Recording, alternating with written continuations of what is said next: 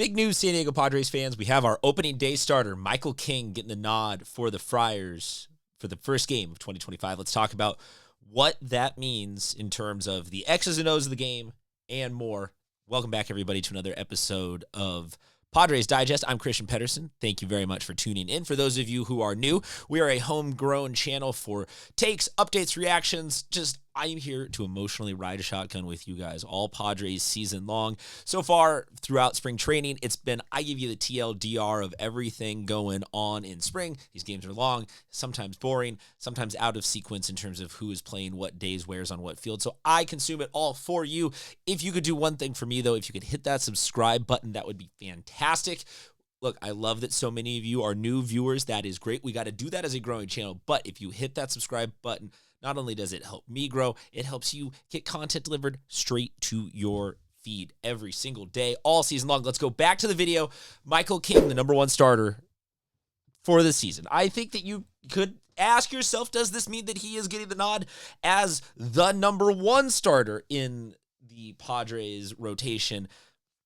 There are people on both sides of the baseball aisle that believe in that, you have it slated so who can do the home one, who can do the road one.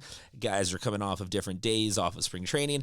I think that it leans more towards this is a nod to be like, hey, Michael King, you closed out the season really strong last year. You've looked pretty good so far in spring. And, you can maybe take an 80% confidence interval or something like that, usually with spring training numbers, that'll give you a pretty solid guesstimate of where the guy is headed. And King has looked solid through his 3 starts.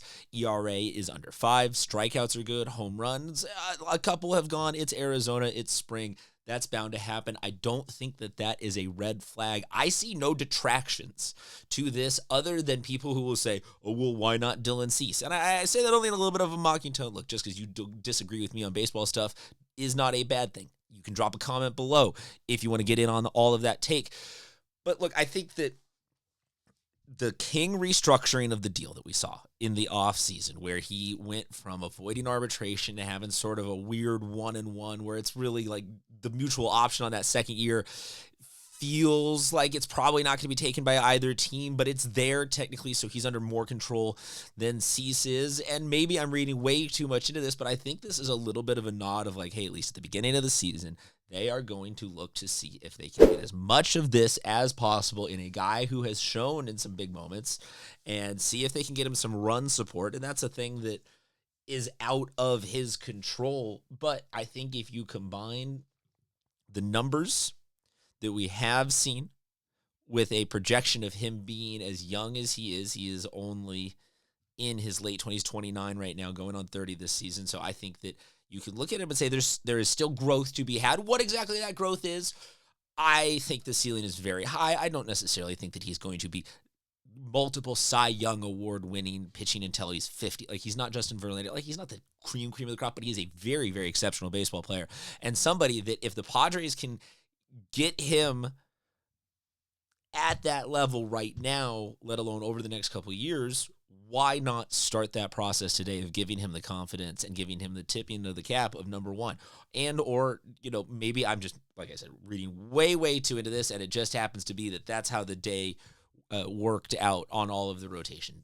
Mike Shildt, the manager, in all of his comments about this going on, just expressed, solidarity, excitement, all of the very generic managerial things. So did not necessarily indicate that there's any negative going on in the clubhouse. I don't think we have a real battle for this. I think Yu Darvish also has been a one long enough in his career that he's probably able to keep the vibes good between those guys. They were together last year. I think that this is a great it's a great sign. It's a great thing to know that we have our guy, we have our opening day starter. We can start to actually talk about where then from there, who's going to be, it's going to go him and then Cease, and then it will go Darvish, and then it'll go Pivetta, and then we'll get our first look at a five. Like, it's just nice to sometimes have it go from all the hypothetical of the season to hey, it's actually here.